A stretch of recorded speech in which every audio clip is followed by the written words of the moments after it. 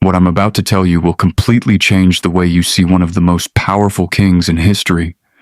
When people hear the name Henry VIII, they think of power, 6 wives, and a king who reshaped an entire nation just to get what he wanted. A larger-than-life figure standing tall in golden armor, feared and admired across Europe. But here's the truth most people never hear. Behind those famous portraits, the ones showing strength, confidence, and control, was a man slowly being destroyed from the inside out. And it didn't happen overnight. It all came down to one moment, one brutal accident that changed everything. A single fall from a horse. Now, that might not sound like much at first.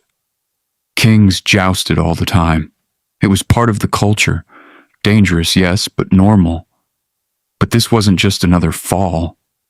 This was the beginning of the end. Because after that day, Henry VIII was never the same again. And here's where it gets even more unsettling. The pain he carried didn't just stay in his body. It changed his mind, his decisions, his temper. Some historians believe it may have even cost people their lives, wives, friends, advisors, all caught in the shadow of a king who was no longer in control of himself. So the real question is, was Henry VIII always a ruthless tyrant? Or did something happen that turned him into one? Because once you see what came next, you can't unsee it. Before the pain, before the paranoia, before the fear that filled his court, Henry VIII was something completely different. Let me tell you something, this wasn't just a king. This was the king everyone wanted to be. Tall, athletic, magnetic, the kind of presence that filled a room before he even spoke. If you saw him in his early years, you wouldn't see a tyrant, you'd see a Renaissance superstar. He excelled at everything that mattered at the time. Jousting? He dominated. Music? He composed and performed. Languages, fluent in several. Politics, sharp, calculated, and confident. And here's the part most people don't realize. Henry wasn't feared in the beginning, he was admired. Across Europe, other courts looked at England and saw brilliance. His court was alive with art, culture, and intellectual energy. Think of it like the ultimate mix of power and prestige, where influence met elegance. But underneath all that glory, there was pressure building. Because for all his talent, all his charm, all his strength, there was one thing he didn't have: a male heir. Now, today, that might not sound like a big deal, but back then, it was everything. Without a son, everything he built, his legacy, his dynasty, his control, could collapse overnight. And that pressure, it started to change him. At first, slowly, almost invisibly, his decisions became more personal, more desperate, more urgent. And that's when he made one of the most shocking moves in history. He broke away from the Catholic Church, not for politics, not for power, but for something deeply personal. He wanted to remarry. He wanted a son. And nothing, not even centuries of religious authority, was going to stop him. Now think about that for a second. A king so driven, so determined, that he reshaped an entire nation's religion for his own future. That kind of ambition? It's powerful, but it's also dangerous. Because when everything depends on one outcome, one goal, failure becomes unbearable. And here's where everything starts to shift. Because just as Henry reached the height of his power, just as everything seemed to be going his way, fate stepped in, violently. And what happened next didn't just injure the king, it broke him. Now here's where the story takes a dark turn. It's 1536. Henry is at the peak of his power, confident, dominant, unstoppable. The kind of man who believes nothing can touch him. And then, in a matter of seconds, everything changes. During a jousting match, something he had done countless times before, Henry charges forward in full armor. The crowd is watching. The stakes feel routine, until suddenly, it all goes wrong. His horse crashes, and then, a crushing impact, thousands of pounds of armored horse and king slam into the ground, with Henry trapped underneath. This wasn't just a fall, this was catastrophic. He's knocked unconscious, completely unresponsive, for hours. Imagine the scene. The most powerful man in England, lying motionless, his court frozen in fear, whispers spreading that the king might be dead, and in that moment, everything hangs by a thread. But here's where it gets even more devastating. Anne Boleyn, his wife at the time, is pregnant. She hears what happened. The fear, the shock, the uncertainty, and within days, she loses the child. A son. Now pause for a second and think about the weight of that moment. The king nearly dies. The long-awaited male heir is lost, and the pressure that had been building for years, it explodes. Because in the brutal world of Tudor politics, this wasn't just tragedy. It was failure, and Anne Boleyn would pay the price, within months, accused, condemned, executed. But here's the part that really matters. Henry didn't just survive that accident. He came out of it different. At first it wasn't obvious, but the damage had already been done. Because while the outside world saw a king who lived, inside something had begun to break. And what followed wasn't a quick recovery. It was the beginning of a slow, painful, irreversible decline. At first, it looked like Henry had survived. The court moved on. The crown remained secure. From the outside, it seemed like the king had escaped death and carried on as before. But here's the truth. He didn't recover. Not really, because the injuries from that fall didn't just fade away, they stayed. And they got worse. Henry developed severe wounds on his legs, deep ulcers that refused to heal. Open, infected, constantly inflamed. Now today, something like that might be treatable. But back then, there was no real solution. Doctors tried everything they knew. Herbal remedies, crude surgeries, even burning the wounds with hot irons in a desperate attempt to stop the infection. Imagine that for a second. A king, once powerful and untouchable, now enduring repeated, agonizing treatments that brought more pain than relief. And still, nothing worked. The wounds remained, festering, spreading, breaking him down day by day. And here's where things start to change in a way people around him couldn't ignore anymore. Henry's body began to betray him. The man who once charged fearlessly into jousts, who danced, hunted, and moved with ease, now struggled to walk. That confident stride turned into a slow, painful limp. Every step reminded him of what he had lost. And pain like that? It doesn't stay physical. It gets into your head. It changes how you think, how you react, how you see the world. Henry became more irritable, more suspicious, quicker to anger. Small issues started to feel like threats. Disagreements began to look like betrayal. And the people closest to him, they started to notice, because this wasn't the same king anymore. This was someone living in constant pain and slowly losing control. And here's what makes it even more unsettling. The transformation didn't stop at his body, or even his mood.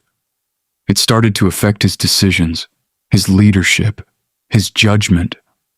And once that line was crossed, the consequences didn't stay personal. They became deadly. That shift we just talked about? This is where it starts to show in ways no one could ignore. Because Henry's pain didn't stay private. It started shaping how he ruled. I'm going to be straight with you. This is the point where the king people once admired became someone people feared. After the accident, after the ulcers, after the constant grinding pain. Henry changed. Not overnight, but steadily, relentlessly. The patience he once had, gone. The charm that won over courts across Europe, fading fast.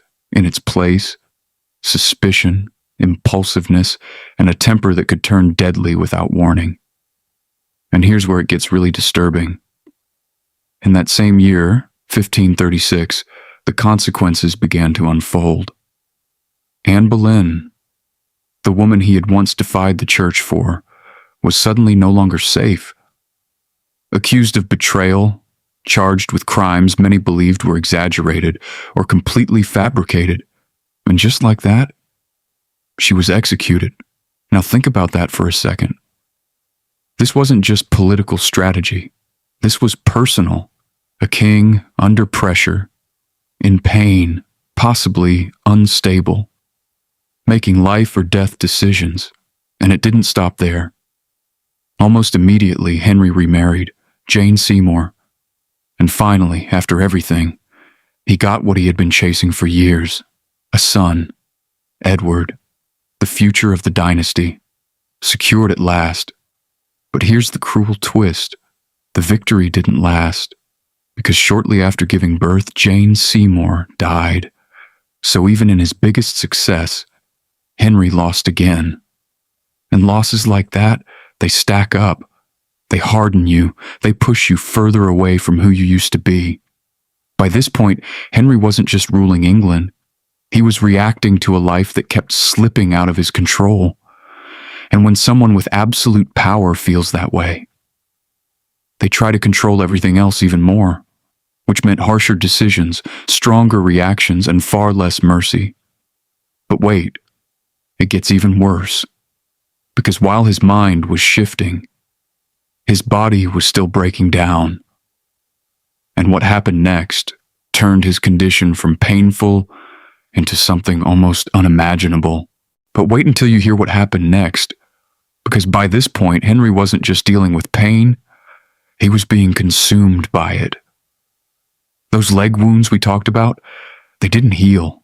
They didn't improve. They got worse and worse and worse.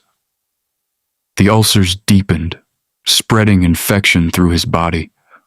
Open sores that had to be constantly drained. The kind of condition that didn't just hurt, it lingered, every hour of every day. And here's something most people aren't told. The smell became unbearable. Courtiers wrote that the stench from his wounds could be detected from rooms away.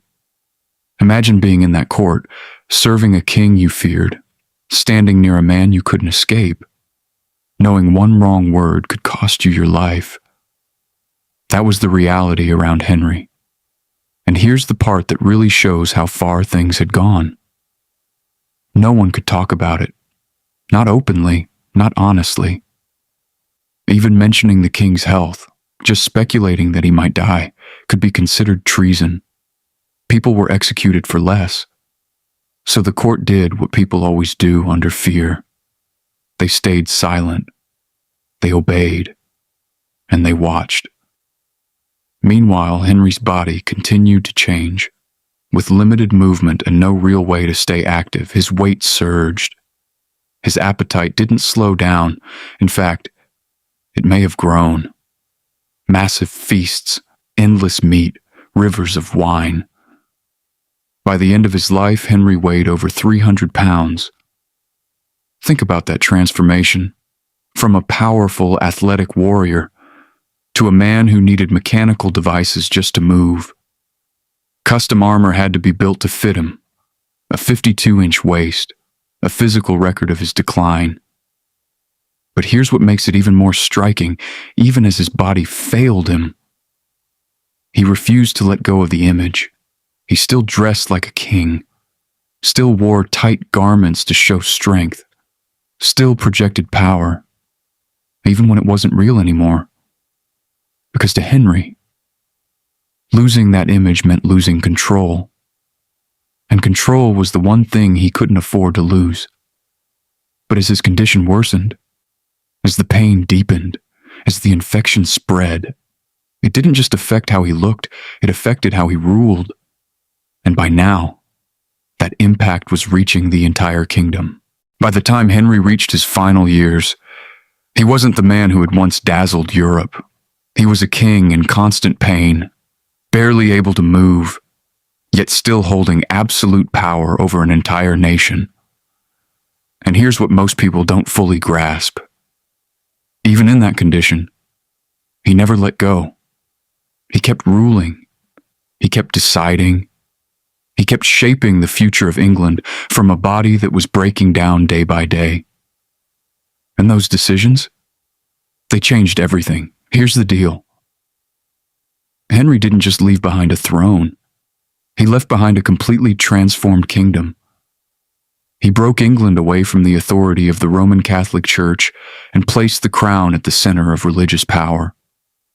He dissolved the monasteries, seized vast church lands, and redirected wealth straight into the monarchy. That wasn't just reform. That was a complete reset of the system. And the effects didn't stop with him. They carried on through his children. Edward VI, the long-awaited son, pushed Protestant reforms even further, but died young.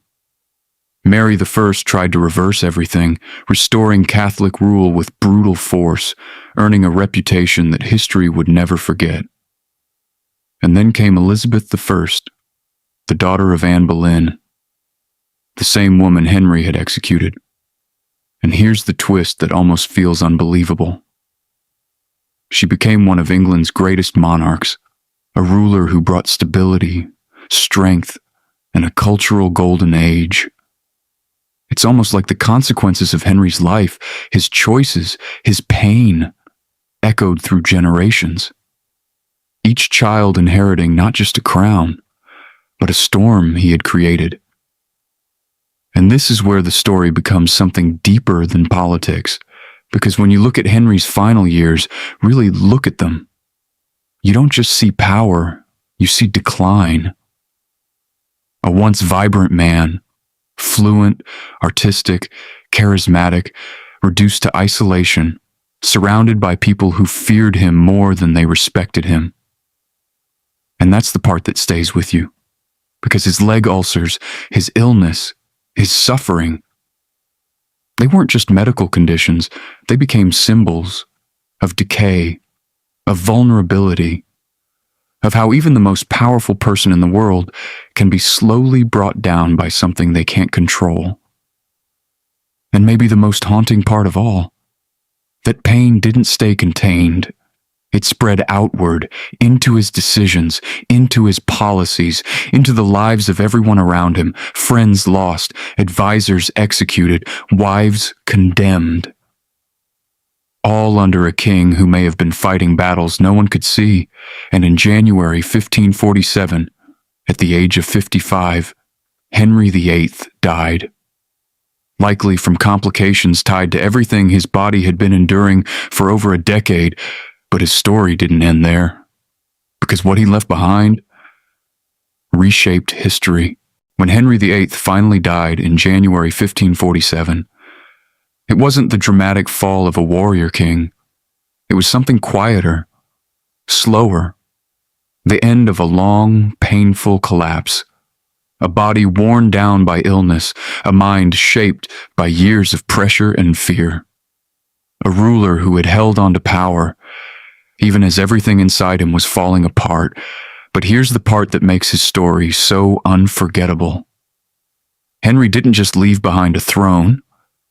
He left behind a completely reshaped England, a nation that had broken away from centuries of religious authority, a monarchy that had absorbed church power into the crown, a political system more centralized and more absolute than anything that came before it. And it all traces back to decisions made under pressure, ambition, and possibly pain no one fully understood at the time. Because his suffering didn't stay personal, it became political. It influenced how he treated people, how he trusted or didn't trust those around him, how he responded to threats, real or imagined. And in that environment, entire lives were changed forever. Wives lost their freedom or their lives. Advisors rose and fell in a matter of days.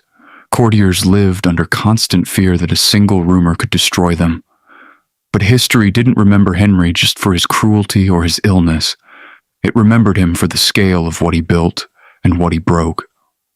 Edward, Mary, and Elizabeth each inherited a kingdom still shaking from his reign. And through them, his legacy continued. Through conflict, reform, and eventually a golden age under Elizabeth I. But if you strip everything away, the titles, the wars, the politics, what remains is something much more human. A man who once stood at the height of power, slowly overtaken by his own body.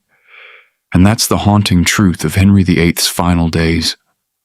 Not just that a king declined, but that his decline shaped a nation. Because in the end, even the most powerful ruler in England was still human. And history never forgets what happens when human suffering meets absolute power.